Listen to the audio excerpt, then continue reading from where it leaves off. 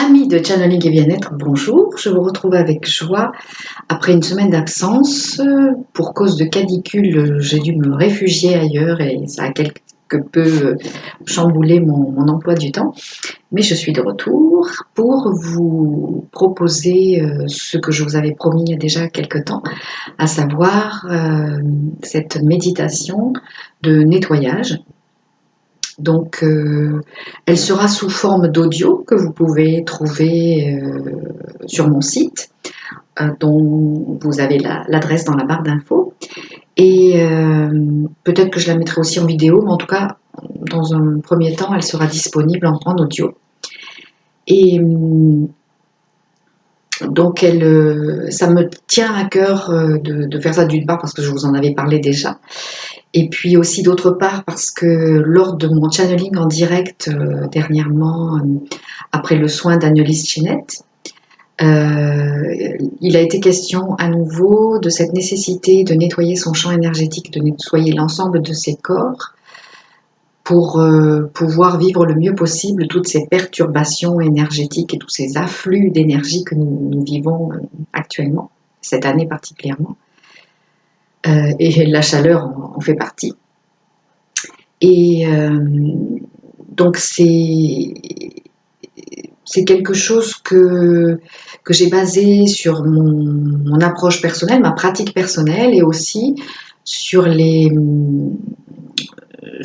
méditations que je propose dans les stages d'initiation au channeling et dont j'ai pu tester l'efficacité donc sur moi-même et dont les stagiaires sont assez contents habituellement.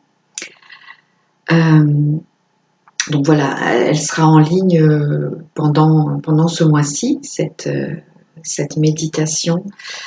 Comme je vous dis, je voulais qu'elle soit courte, efficace, rapide et facile à faire. Donc, si vous pouvez trouver sur Internet d'autres approches de nettoyage, en tout cas voilà, celle-là c'est la mienne avec mon expérience personnelle, les particularités qui sont les miennes. Et vous pourrez donc l'écouter et vous laisser guider pour faire ce nettoyage quotidien. Alors, comme ça m'a quand même demandé pas mal de travail, donc ça sera en vente pour un tout petit prix. Et ça sera disponible donc pendant ce mois de juillet.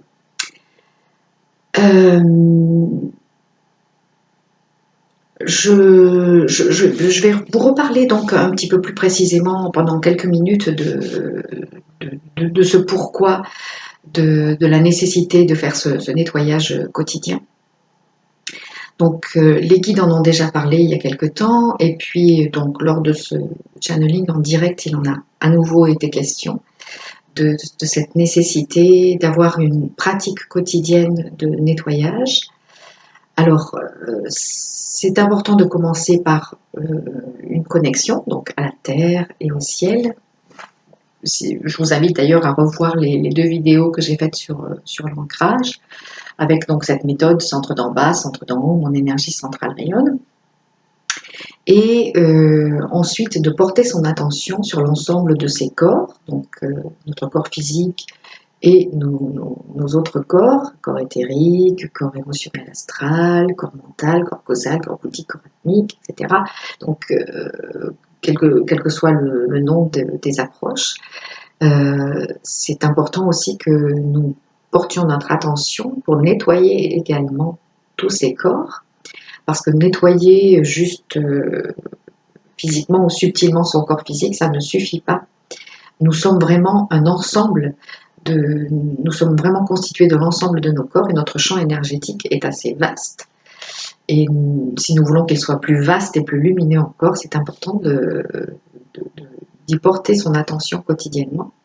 Donc de faire cette connexion consciente à la terre, au ciel et de demander, d'affirmer que ce nettoyage se fait donc sur les plans émotionnels, sur le plan mental, sur les plans subtils, qu'il s'agisse de perturbations donc émotionnelles, mentales, d'ordre électromagnétiques, d'ordre cosmotellurique, voilà, quelles que soient les perturbations, que ce soit aussi des égrégores de pensée dont nous pouvons être victimes, que ce soit nos propres égrégores de pensée. Donc l'égrégore, c'est une forme, une énergie qui prend forme et qui prend une certaine consistance, une ou un égrégore. Voilà, je vous laisse le choix. J'avais vérifié sur le dictionnaire, mais je ne me souviens plus. Je crois que c'est un égrégore. Ouais. Et donc, nous pouvons être chargés par un égrégore personnel que nous avons mis en route par des pensées obsessionnelles qui nous plombent. Et puis, ça peut être aussi des égrégores de pensée que nous partageons avec quelqu'un de proche, quelqu'un avec qui nous sommes connectés. Et ça peut être aussi un égrégore collectif qui pèse sur nous. Par exemple, les égrégores collectifs peuvent être positifs, mais ils peuvent être aussi de colère, d'irritabilité, de peur. Et d'ailleurs, les médias font bien en sorte que nous restions plombés par des égrégores de peur. Donc voilà, tout ça, c'est important de le nettoyer quotidiennement. Et on peut le faire soit en utilisant la flamme violette, soit en faisant appel à notre guide favori ou un archange avec lequel on travaille souvent. Donc moi généralement je travaille avec la flamme violette de la transmutation et avec l'archange Michael et son épée, il travaille donc avec le rayon bleu de la volonté divine et vous pouvez y ajouter aussi l'énergie de l'archange Raphaël qui est le gardien du rayon vert de la guérison. Aujourd'hui je suis en vert. Et donc ce rayon vert de la guérison peut aussi apporter une aide pour guérir nos blessures dues parfois à ces parasitages qui sont les nôtres et qui nous empêchent de rayonner pleinement notre propre énergie. Donc voilà, vous pouvez utiliser des aides différentes. Ce qui est important, voilà, c'est vraiment de le faire le plus souvent possible et comme je vous disais, si possible de manière quotidienne, parce que chaque jour dans la vie que nous menons, nous nous chargeons de différentes énergies encombrantes, donc de différents parasitages et si on est très pris dans ce qu'on fait et qu'on est en train de courir, eh bien on perd la conscience de ces perturbations et c'est ça qui finalement fait que nous ne sommes plus centrés, que nous ne sommes plus connectés, que nous finissons par être ou énervés ou fatigués ou angoissés comme je vous disais. Et c'est important donc si vous prenez ce moment quotidien pour vous reconnecter à vous-même, vous reconnecter à vos corps, à votre champ d'énergie, et bien d'une part, donc vous allez augmenter la conscience que vous avez de l'ensemble de votre énergie, parce qu'on a l'habitude de se penser ou de se percevoir, surtout avec son corps physique, mais nous sommes vraiment la globalité de tous nos corps, nous sommes vraiment la globalité de tout notre champ d'énergie. Et plus nous renforçons notre conscience de la globalité de notre être, de notre champ énergétique, de la globalité de l'être énergétique que nous sommes, plus nous renforçons aussi notre conscience du soi, plus nous renforçons également notre pleine conscience.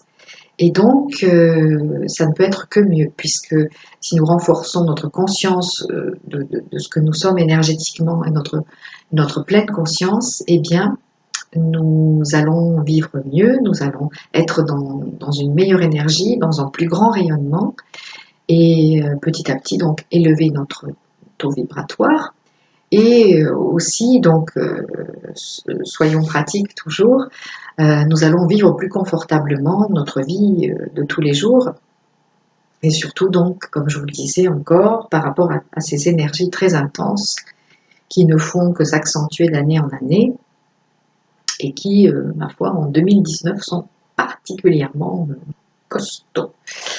Et voilà, ça nécessite, je dirais, une certaine discipline euh, et pas de le faire de manière obligatoire en disant encore que je fasse mon nettoyage énergétique, mais d'essayer vraiment de le prendre comme quelque chose d'agréable, comme un jeu.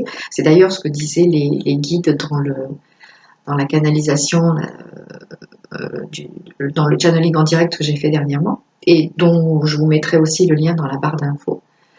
Il disait que si on fait quelque chose par devoir, par obligation et sans joie, ben c'est beaucoup moins efficace que si on le fait d'une manière légère et ludique.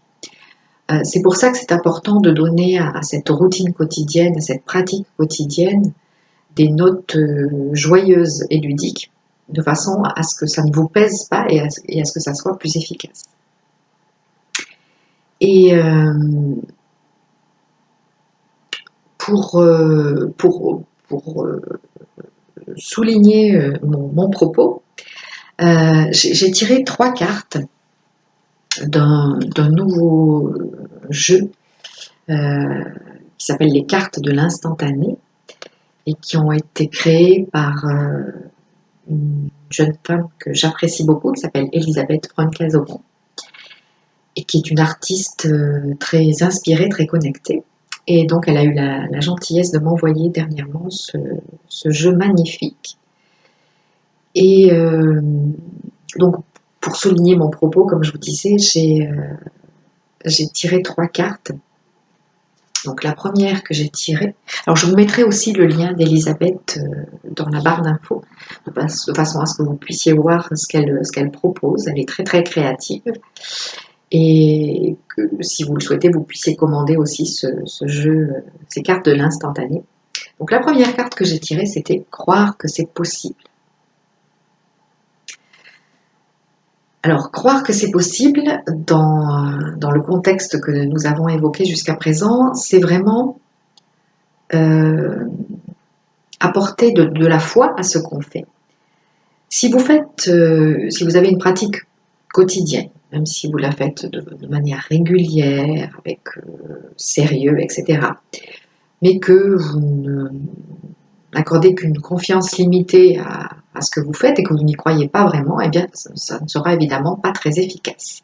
Donc, l'efficacité de ce que vous faites dépend aussi de la confiance que vous faites, de la confiance que vous avez en ce que vous mettez en place vous-même, de la confiance que vous avez en vous et de la confiance que vous mettez dans ce que vous faites. Donc, croire que c'est possible, c'est vous convaincre que l'énergie suit la pensée. Et je vous assure que pour avoir une pratique donc depuis plusieurs années déjà d'énergétique, l'énergie suit vraiment la pensée. D'ailleurs, si vous avez envie de le tester, vous pouvez faire ce jeu très simple. Vous mettez vos mains, vous visualisez, vous imaginez, vous percevez, vous ressentez une balle d'énergie dans vos mains. Et vous commencez à vous l'envoyer d'une main dans l'autre.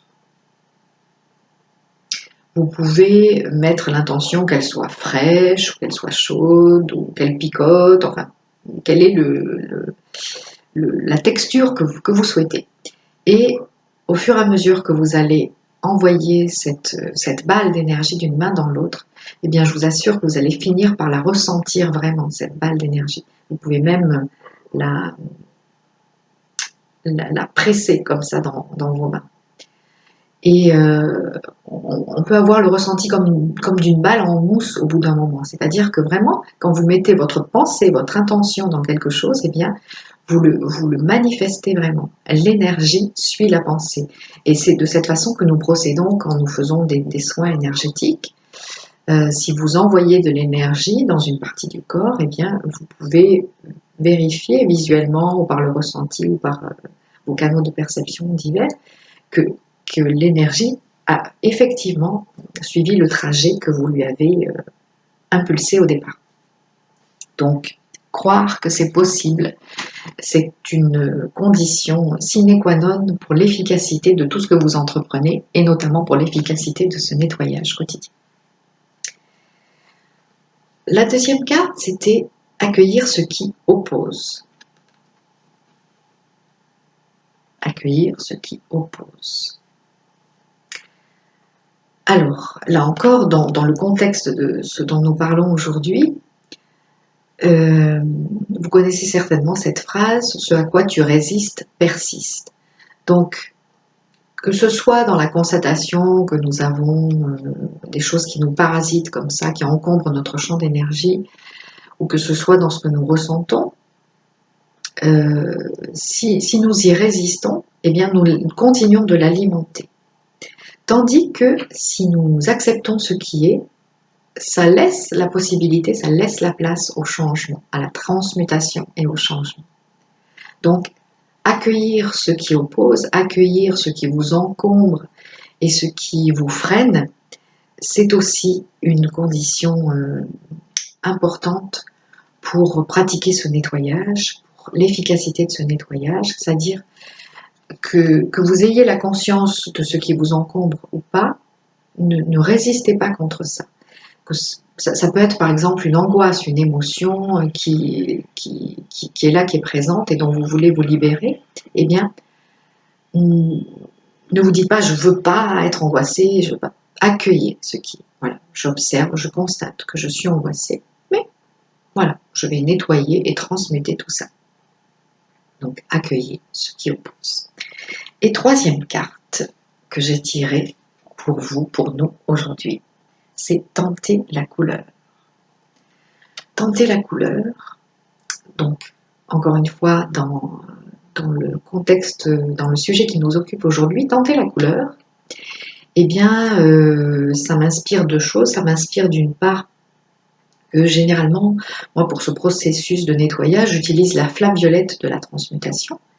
Donc vous voyez, je mets même mon eau dans une bouteille violette pour qu'elle bénéficie de cette flamme violette de la transmutation. Donc la flamme violette, elle va transformer le négatif en positif, si on peut dire. Elle va transformer ce qui vous pèse, ce qui vous bloque, ce qui vous freine, en quelque chose, en une énergie, en une lumière positive et aidante. Voilà, donc elle va transmuter. De la même façon qu'on transmute les métaux en or, eh bien, il y a aussi la transmutation, l'alchimie spirituelle qui fait que vous allez pouvoir, avec l'aide de cette flamme violette de la transmutation, alléger et transformer votre énergie.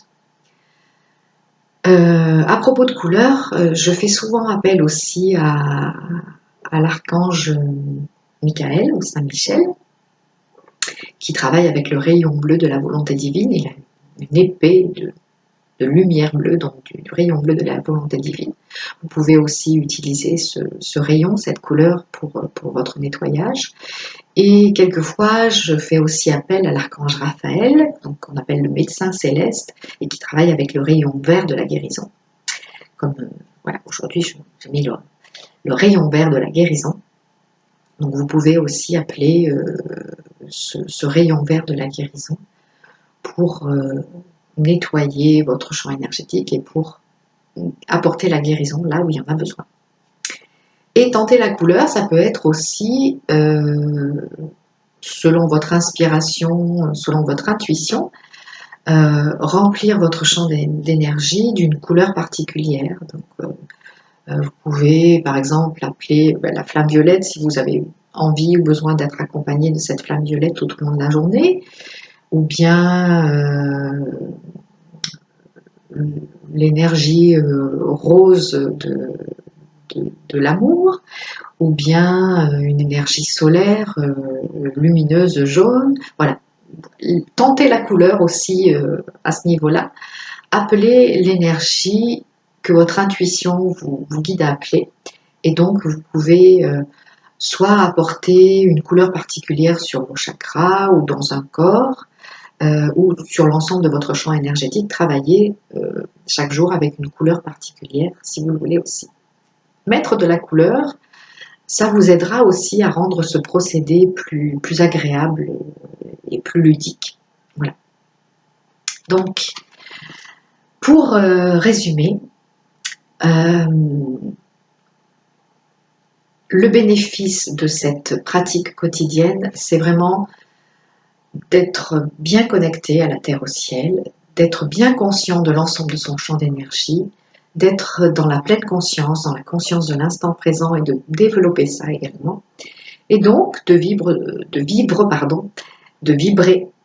et de vivre de manière plus confortable notre quotidien et d'intégrer plus facilement ces puissantes énergies donc, que nous continuons à recevoir et notamment je vous parlais de canicule tout à l'heure, eh bien, j'ai demandé au guide s'il y avait un sens à cette chaleur intense que nous vivons dans beaucoup d'endroits de la Terre en ce moment. Et la réponse, c'était que c'est une énergie par laquelle la Terre transmute aussi les énergies lourdes. Donc c'est le feu de la transmutation qui est en action là aussi. Donc même si c'est pas très agréable et moi j'avoue que j'y ai assez mal réagi au départ, j'étais très énervée, très fatiguée, j'ai même eu une poussée de fièvre. Eh bien je me suis dit donc si c'était le feu de la transmutation, eh bien autant l'accueillir, ne pas m'y opposer et l'accueillir pleinement. Et prendre donc le temps de respirer, de méditer tranquillement et de voir ça comme une opportunité de transmutation aussi. Voilà. Une opportunité pour Gaïa, pour la Terre, et puis pour nous tous également. Donc, je vous souhaite un très bel été. Je vous souhaite une très belle journée, une très belle semaine, et puis je vous dis à très bientôt pour la suite de nos aventures communes, j'espère. Au revoir.